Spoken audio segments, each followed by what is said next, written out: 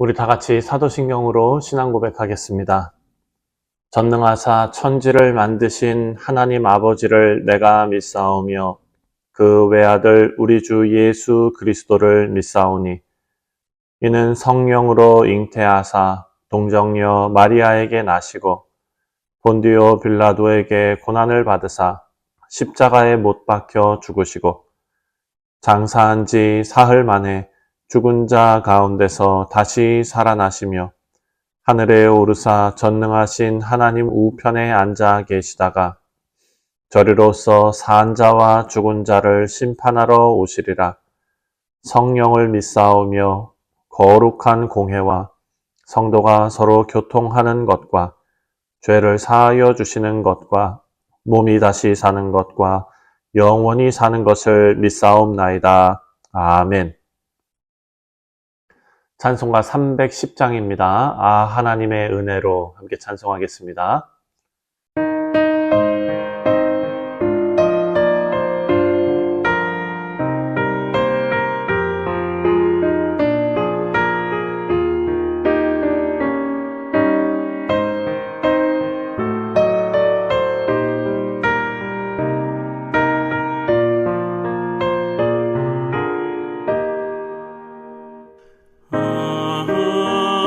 하나님의 은혜로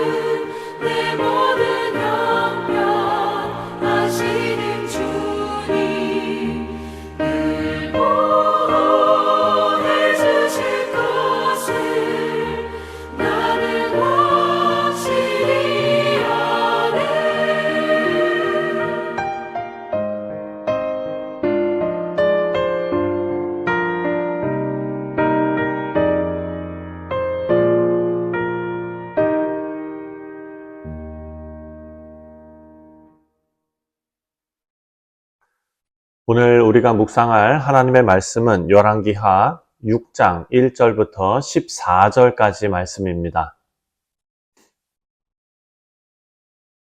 제6장.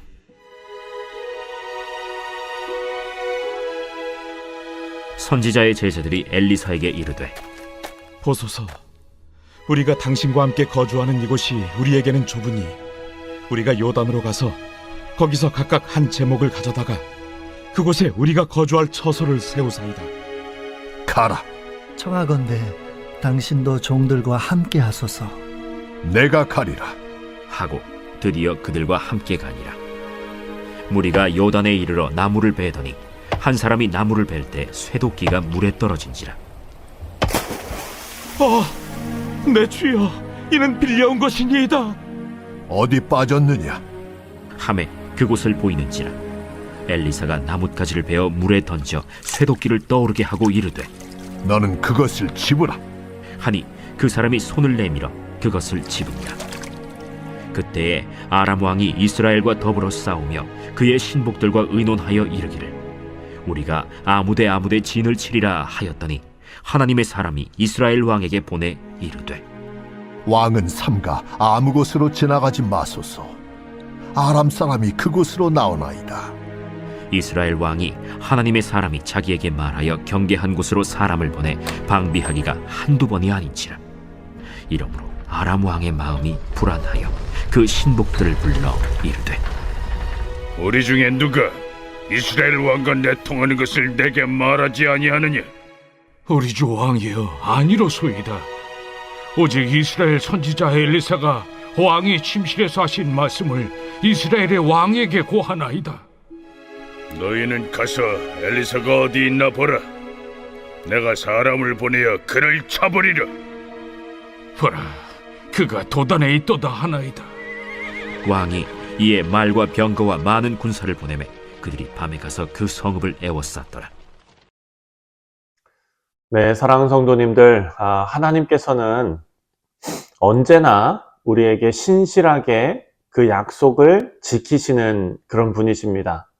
여러분, 이 사실은 우리가 오늘을 살아가는데 너무나 큰 위로가 되고 또 동시에 소망이 되는 사실입니다. 불확실한 미래를 우리가 바라보면서 소망을 가질 수 있는 것은 전능하시고 또 신실하신 하나님께서 우리에게 약속하신 것을 반드시 지키신다라는 변하지 않는 사실 때문입니다. 자, 오늘 말씀에서 조금 과거로 돌아가 보면은요, 하나님께서 바알 선지자들과 싸우고 승리를 거두었지만 두려움에 낙심해 있던 엘리야 선지자, 그 엘리야 선지자가 어떤 심정이었는지 여러분 그 이야기를 다 기억하실 것입니다. 엘리야는 두려움 가운데 있었습니다. 비록 하나님의 능력으로 승리는 했지만 아합 왕과 그리고 이세벨은 엘리야를 잡아 죽이겠다고 도끼를 품었습니다. 그래서 엘리야는 너무나 두렵고 또 물론 하나님께서 함께 하시지만 혼자 싸우는 것 같이 외로웠습니다.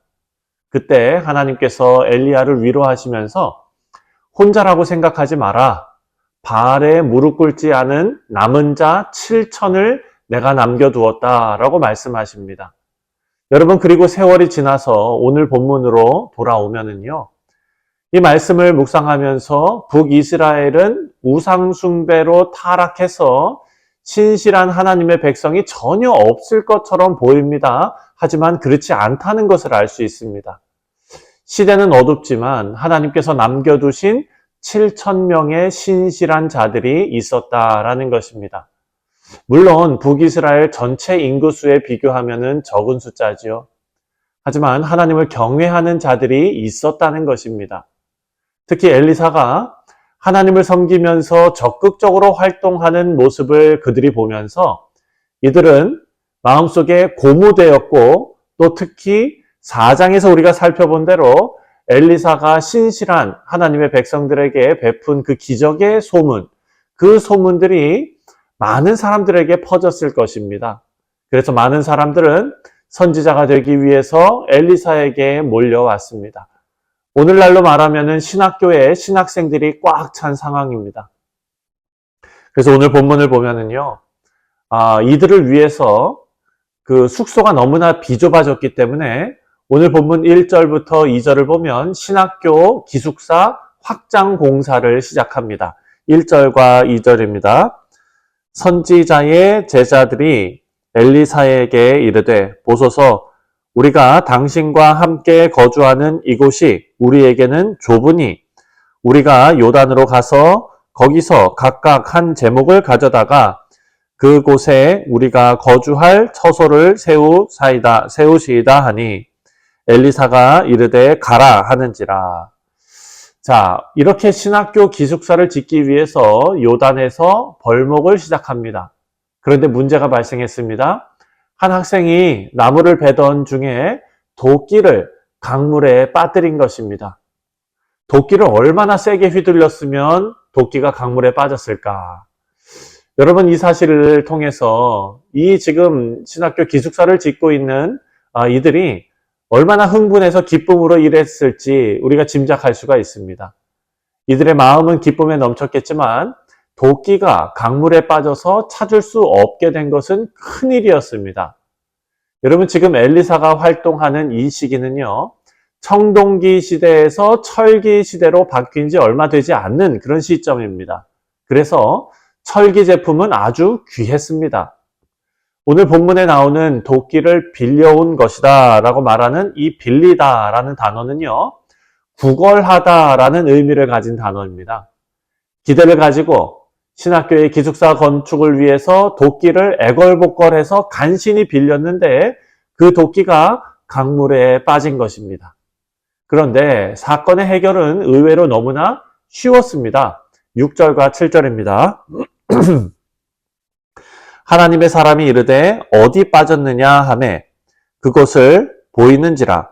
엘리사가 나뭇가지를 베어 물에 던져 쇠도끼를 떠오르게 하고 이르되 너는 그것을 집으라 하니 그 사람이 손을 내밀어 그것을 집으니라. 자, 엘리사가요, 도끼가 강물에 빠졌다는 말을 듣고 어디 빠졌냐고 물어보고 나뭇가지를 물에 던졌더니 쇠도끼가 떠올랐습니다. 여러분, 우리가 어렸을 때 금도끼, 은도끼 이야기 있지 않습니까? 이 이야기가 성경에서 나온 것 아닐까 하는 엉뚱한 생각을 해봅니다. 그런데 이상하게도 이 말씀을 읽어보면 신학교 기숙사가 건립되는 얘기는 쏙 들어가고 이야기가 도끼를 찾고 여기서 그냥 끝납니다. 여러분, 그렇다면 이 이야기의 핵심 메시지는 신학교 기숙사가 완성되는 것이 중심이 아니라 그 과정에 어떤 일에 있다는 것을 우리가 알 수 있게 됩니다. 말씀이 우리에게 전하고 싶은 메시지는요, 하나님을 더 깊이 알고 하나님의 뜻을 따라 충성하는 일에 하나님께서는 사소한 일까지 배려하시고 관심을 가지신다라는 사실입니다. 여러분, 우리의 헌신이 하나님의 적극적인 도우심을 만나면 그 누구도 막을 수 없고 그 일은 순풍에 돛을 단 배처럼 순항하게 될 것입니다. 바라고 기도하기는 우리 모두의 인생이 하나님의 나라를 위해 기쁨으로 헌신하는 인생이 되고 또 그 일을 이루시는 하나님의 세밀한 배려와 도움을 우리 모두가 경험하게 되시기를 주님의 이름으로 축원드립니다. 자, 이제 이야기가 바뀌어서 아람의 이야기가 나옵니다. 아람은 이스라엘을 공격하기 위해서 여러 가지 계획을 세웠습니다. 이제 곧 우리가 잘 아는 아람 군대가 이스라엘을 포위하는 그런 전쟁이 시작될 것입니다. 하지만 그 전에도 아람은 이스라엘을 공격하기 위해서 여러 가지 계획을 세웠는데 번번이 엘리사의 활약으로 실패하게 됩니다. 9절과 10절입니다. 9절과 10절에 하나님의 사람이 이스라엘 왕에게 보내 이르되 왕은 삼가 아무 곳으로 지나가지 마옵소서. 아람 사람이 그곳으로 나오나이다 하는지라. 이스라엘 왕이 하나님의 사람이 자기에게 말하여 경계한 곳으로 사람을 보내 방비하기가 한두 번이 아닌지라. 아멘. 자, 아람 사람은요, 그들 내부에 첩자가 있다고 생각했습니다. 왜냐하면 이스라엘을 공격하고 왕을 죽이려고 할 때마다 이 이스라엘이 그것을 다 알아채고 있기 때문입니다. 그들이 실패하는데 그 실패에는 하나님의 사람 엘리사가 아람 왕의 은밀한 말까지도 다 알고 북이스라엘 왕에게 알려주어서 대비한다라는 사실을 이제 아람 왕도 알게 된 것입니다. 그래서 엘리사를 잡으러 많은 군사들을 보내서 엘리사가 있는 마을을 에워쌌습니다. 자, 사랑하는 성도님들, 이 말씀을 통해서 우리가 알 수 있는 것은요, 엘리사가 얼마나 탁월한 영적 통찰력을 가지고 있었는지를 우리가 알 수 있습니다. 여러분, 인간의 힘으로는 역사를 바꿀 수가 없습니다. 아무리 뛰어난 정치가나 통치자라 할지라도, 엄청난 권력을 가진 사람이라 할지라도 역사를 자신이 생각하는 대로 바꿀 수 있는 사람은 없습니다. 만약 그것이 가능했다면 바벨론 제국이 영원했을 것이고 또 로마 제국이 영원했을 것입니다. 여러분, 역사는 하나님께서 주관하십니다. 그리고 하나님과 동행하며 하나님의 마음을 헤아리는 그런 하나님의 사람은 통찰력을 가지고 하나님의 뜻을 향하여 살아갈 수 있는 것입니다. 또한 엘리사가 북이스라엘에 있음으로써 타락한 북이스라엘이 하나님의 보호를 경험하고 있습니다. 여러분, 이런 보호는요, 이들이 하나님을 경외하고 또 하나님의 사랑을 이들이 깨닫고 우상을 버리고 하나님께 돌아오라라는 하나님의 메시지가 될 수 있습니다. 우리 사랑하는 성도님들, 우리에게도 이런 인도하심과 보호하심이 우리 인생에 있을 때 우리 자신을 돌아보며 우리가 더욱 하나님과 가까운 삶을 살아갈 수 있도록 삶의 방향과 초점을 주님께 맞추는 은혜가 있으시기를 주님의 이름으로 축원드립니다. 기도하겠습니다. 사랑의 하나님, 감사합니다. 하나님의 은혜로 우리가 하루하루 살아갑니다. 하지만 아버지여, 그 은혜 때문에 우리가 하나님의 마음을 아프게 하고 또 죄의 길로 가고 있는 아버지여, 그 삶의 방향을 착각해서 우리가 잘 살고 있다고 생각하는 착각에서 벗어나게 하시고 하나님의 은혜가 있을 때마다 우리가 더욱더 우리의 삶의 옷 매무새를 고쳐낼 수 있는, 그리고 하나님을 향해서 우리의 인생의 방향을 수정하고 고쳐낼 수 있는 지혜를 허락하여 주시옵소서. 감사드리오며 예수님의 이름으로 기도하옵나이다. 아멘. 하늘에 계신 우리 아버지여, 이름이 거룩히 여김을 받으시오며 나라가 임하시오며 뜻이 하늘에서 이루어진 것 같이 땅에서도 이루어지이다. 오늘 우리에게 일용할 양식을 주시옵고 우리가 우리에게 죄 지은 자를 사하여 준 것 같이 우리 죄를 사하여 주시옵고 우리를 시험에 들게 하지 마시옵고 다만 악에서 구하시옵소서. 나라와 권세와 영광이 아버지께 영원히 있사옵나이다. 아멘. 네, 사랑하는 성도님들, 오늘 목요일은 우리가 함께 신앙생활하는 교우들을 위해서 기도하는 날입니다.